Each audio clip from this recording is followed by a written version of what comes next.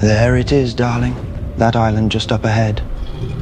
That's where we'll be spending the next several days together, just you and I. Vhagar, take on.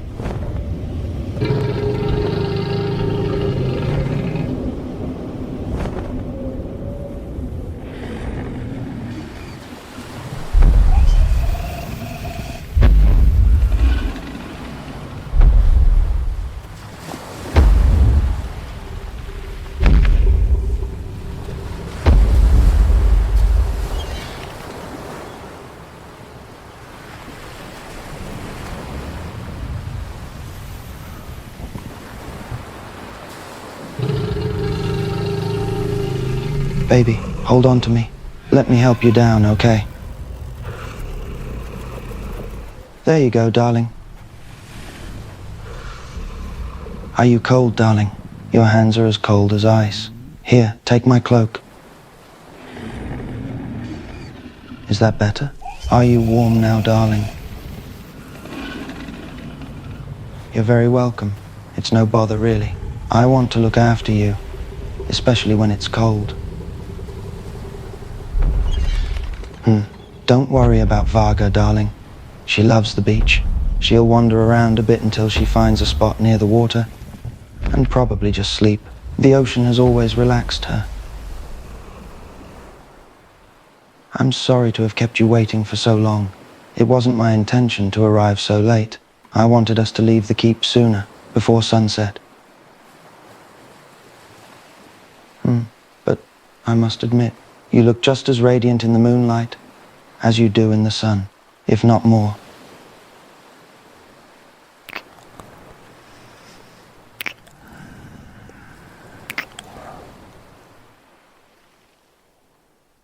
And taste just as sweet.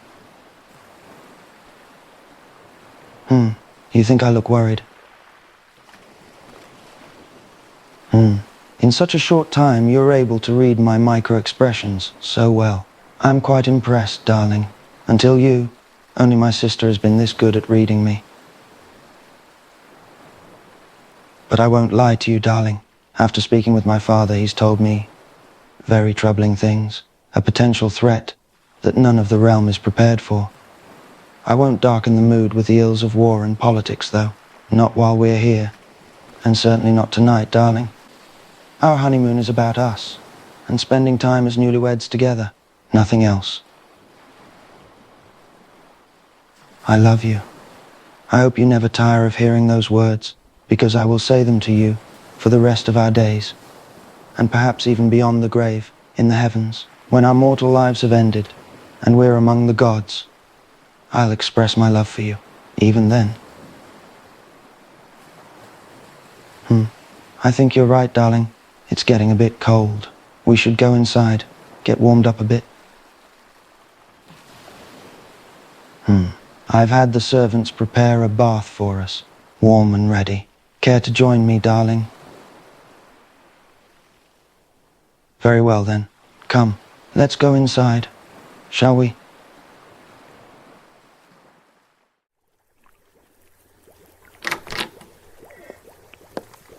So warm and inviting. And the bath looks quite nice too. It would look even better with you in it, of course. Gods, I just love the sound of your laugh. It's so carefree and joyous. It always makes my heart skip a beat.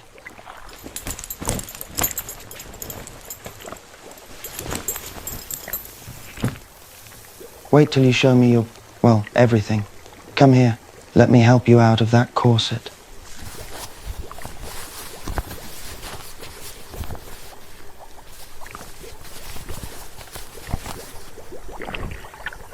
Wow, you're so beautiful, like the goddesses of the seven. No, you're even more beautiful than them. You have no idea how much I've longed to see you like this, to have you here with me, my love. You weren't expecting me to be so chiseled, were you? Well, I'm happy to surprise you, darling, and I appreciate the compliment. Come, take my hand. Let's get in.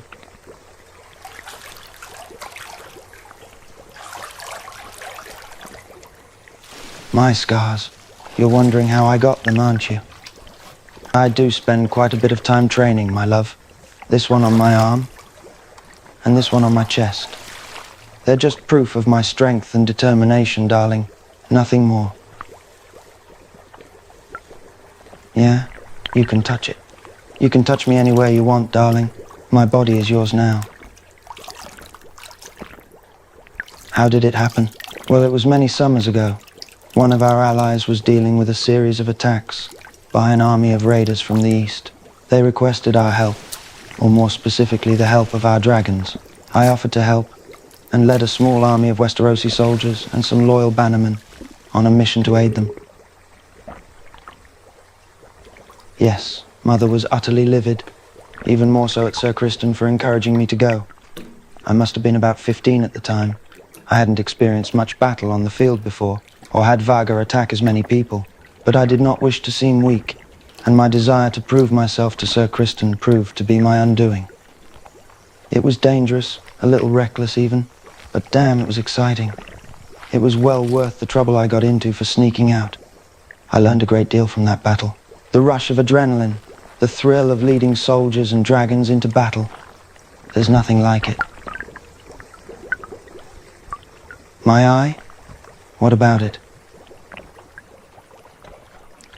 Ah, yes, the infamous Aemond One Eye. Yes, I suppose you've heard the story then? It's no secret how I earned that rather unfortunate nickname. Never from you? True. I suppose I shouldn't be surprised. You have always refused to refer to me by my nickname, haven't you? Thank you for that. You have always treated me with such respect and graciousness, even before we were betrothed. You never let the opinions of others influence your thoughts about me.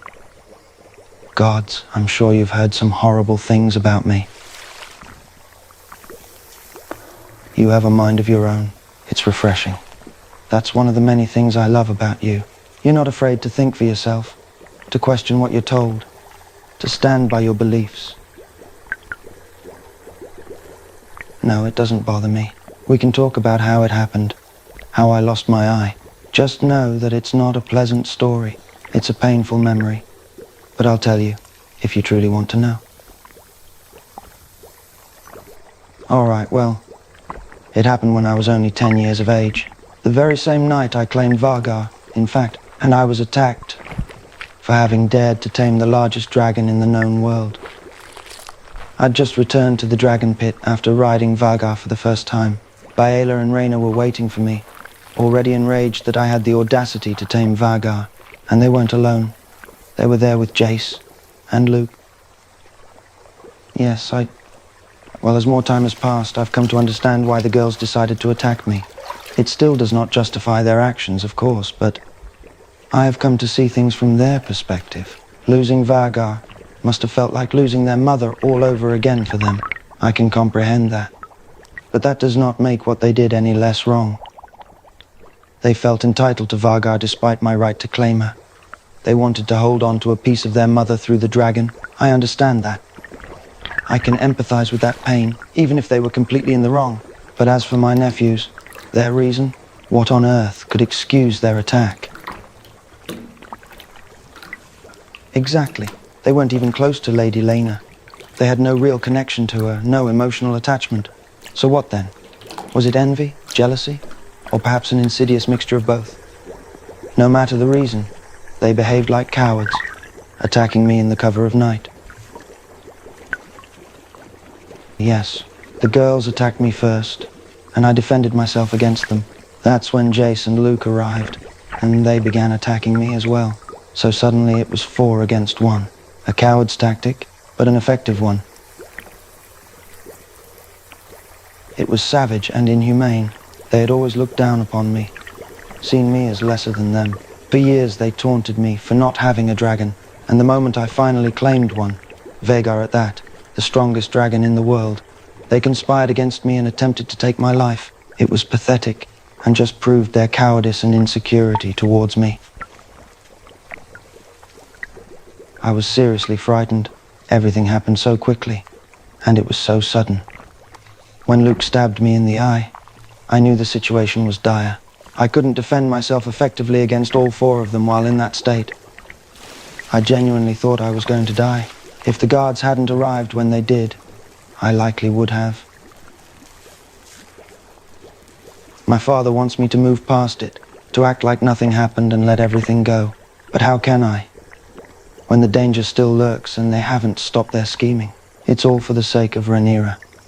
And you know it as well as I do. Their desire for the Iron Throne is persistent and unceasing. I'm sorry, Princess. I didn't mean to get carried away like that. It's just that, when I think about it all, it enrages me. My family can be so incredibly suffocating. They're insufferable at times. You've witnessed firsthand how we can be towards each other. It even made you cry, thanks to my brother.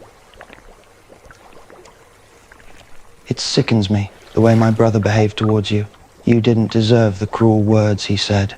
No one should speak to you like that, especially my brother. And on our wedding day of all days, the utter disrespect and lack of consideration he had towards you, towards us.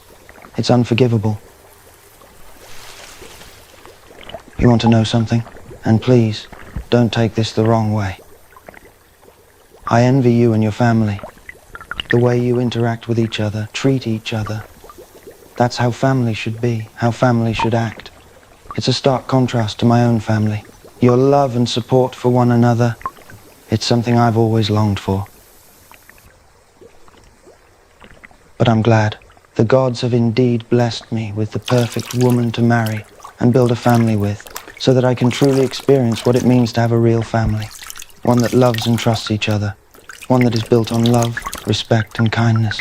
And I am eternally grateful for that blessing. For you, my love.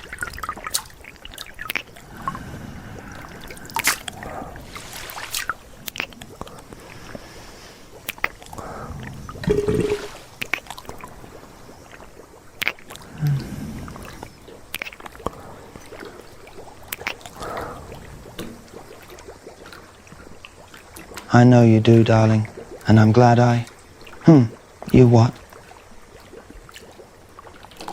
You want to see it? You actually want to see my eye? I'm not sure that's a good idea, Princess. You might be put off. Well, I understand that, dearest, but it's rather grotesque. That's the truth. I don't want to shock you or make you feel uncomfortable. Honestly, I just don't want you to be afraid of me, my love. I don't want you to look at my eye and recoil in dread or disgust at the sight of it. I used to not wear an eye patch, but every time I entered the room, the ladies at court would look at me in terror. They'd be jumpy around me. Some would even shriek when they saw me. In their eyes, I'm a freak, a deformed, one-eyed monster. It's ugly, it's horrifying, it's wrong. As you can imagine, I quickly grew tired of that and began covering it up. It's better this way, for everyone. The women no longer recoil and shriek in terror when they spot me, and I don't have to be constantly reminded of my own deformity. That's what Luke truly stole from me that night, my dignity. He didn't even have the decency to apologize for it. The bastard still snickers about it to this day. Can you even believe that? Can you even fathom the audacity and arrogance of it all? It took years for me to get it back, to transform myself into someone that is respected and honored despite my maimed state. As for my nephew, he'll have his day. I'll see to it myself. I won't let the humiliation and ridicule he inflicted upon me go unpunished. I swear on it. Ultimately, I don't want you to look at me differently, Princess. I don't want you to think less of me, or even worse. Pity me. I just want you to still see me as the man you married, not a deformed monster. There's parts of myself that I just don't show to others, not anymore. Not because I don't want to, but because I have to protect myself. Having grown up in a house where treachery is rampant, I learned early on that many enjoy tearing others down, not out of necessity, but for the sake of their own amusement. Among the noble-born and small folk alike, I've seen the treachery of men firsthand. I'm not saying you're like that, my love. I know you're not the type to bring me shame or harm me. I trust you and your love, I truly do. But there's a part of me, a wounded, broken part of me, that still feels a trace of fear.